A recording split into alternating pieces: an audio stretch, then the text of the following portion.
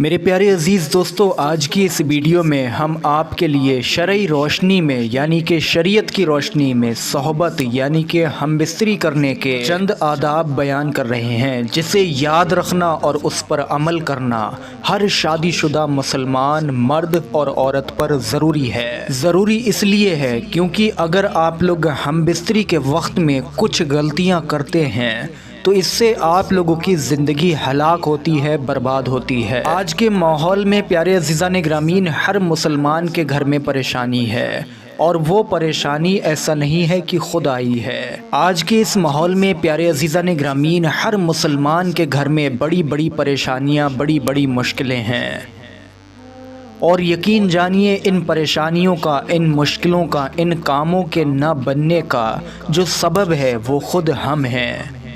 اس کے ذمہ دار خود ہم ہیں، کیونکہ ہم اپنی زندگی میں کچھ ایسی غلطیاں کر دیتے ہیں جو پیارے عزیزان گرامین ہماری اچھی خاصی دنیا کو اجاڑ دیتی ہیں، ہماری زندگی میں تباہیاں لے آتی ہیں، اور اس میں زیادہ تر غلطیاں عزیزان گرامین میاں بیوی کے آپسی تعلقات سے بنتی ہیں۔ انہی چیزوں کے بارے میں سوچا آپ لوگوں کو بتایا جائے، جس سے کہ آپ لوگ اگر یہ غلطیاں کرتے ہوں، خاص کر کے ہم بستری کے وقت میں، تو آج ہی سے ان غلطیوں کو بند کریں اور اپنی آنے والی زندگی میں بے پناہ خوشحالیاں دیکھیں۔ اس بہترین ویڈیو پر ایک لائک بھی ضرور کر دیں۔ پیارے عزیزان گرامین، صحبت یعنی کہ ہم بستری ہمیشہ تنہائی میں یعنی کہ اکیلے میں کریں۔ آج کل سڑکوں پر، سنیما ہال میں اور باغیچوں میں کھلے عام کچھ پڑھے لکھے کہلانے والے ماڈرن انسان انسانی شکل میں جانور نظر آتے ہیں، جو سڑکوں اور باغیچوں میں ہی وہ سب کچھ کر لیتے ہیں جو انہیں نہیں کرنا چاہیے۔ لیکن الحمدللہ ہم مسلمان ہیں اور اشرف المخلوقات ہیں، اس لیے ہم پر ضروری ہے کہ ہم اسلام کا حکم مانیں اور غیروں کی نقل سے بچیں، ورنہ ایک جانور اور ہم میں کیا ہی فرق رہ جائے گا۔ لہٰذا یاد رکھیے، صحبت یعنی کہ ہم بستری ہمیشہ تنہائی میں ہی کریں، اور ایسی جگہ کریں جہاں کسی کے آنے کا کوئی خطرہ نہ ہو، اور صحبت کے وقت کمرے میں اندھیرا کر دیں، روشنی میں ہرگز بھی صحبت نہ کریں۔ اس بات کو آپ لوگ اپنے دماغ میں بیٹھا لیں۔ اب ایک مسئلہ سنیے، جہاں قرآن کریم کی کوئی آیت کریمہ کاغذ یا کسی چیز پر لکھی ہوئی ہو، اکثر مسلمانوں کے گھر میں قرآن کریم کی آیتوں کے نقش وغیرہ لگے ہوتے ہیں، تو جس جگہ بھی ایسی چیز ہو، اگرچہ اس پر شیشہ یا کانچ ہو، جب تک اس پر کوئی غلاف یا کپڑا نہ ڈال لیں، وہاں صحبت کرنا یا پوری طریقے سے کپڑے اتارنا یعنی کہ برہنہ ہونا، ننگے ہونا بے ادبی ہے۔ اس کی دلیل فتاوی رضویہ میں جلد 9 پر بھی دیکھی جا سکتی ہے۔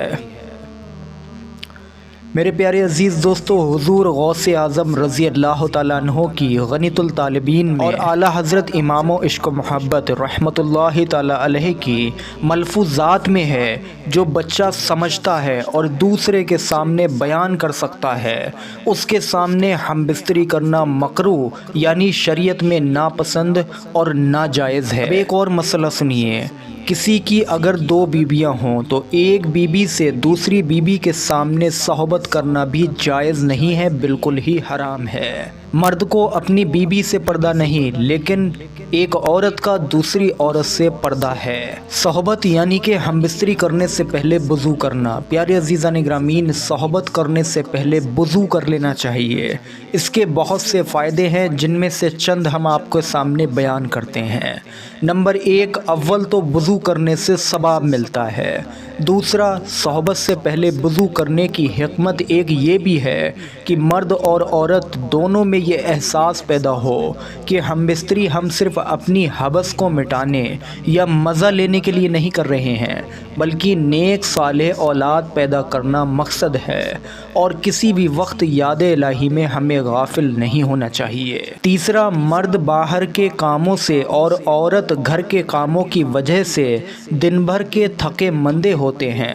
تھکا جسم دوسرے کو فائدہ نہیں پہنچا سکتا، لہٰذا وضو کر لینے سے چستی اور قوت یعنی کہ طاقت میں اضافہ ہوتا ہے۔ ایک اور فائدہ سنیے ہم بستری سے پہلے وضو کرنے کا۔ दिन भर के काम की वजह से चेहरे पर गंदगी और जरासीम यानी कि कीटाणु मौजूद रहते हैं। जब मर्द और औरत सोहबत करते हैं और एक दूसरे का जब बोसा लेते हैं तो यही कीटाणु, यही जरासीम मुंह में जा सकते हैं, जिससे आगे बीमारियों के पैदा होने का ख़तरा होता है। ऐसे सैकड़ों फ़ायदे हैं प्यारे अज़ीज़ान ग्रामीन जो वज़ू कर लेने से हासिल होते हैं। अब एक और गलती सुनिए आजकल के मुआशरे में जो अक्सर की जाती है कि नशे की हालत में हम बिस्तरी करना। शरीयत इस्लाम में हर किस्म का नशा हराम है और शराब को तो तमाम बुराइयों की माँ बताया गया है।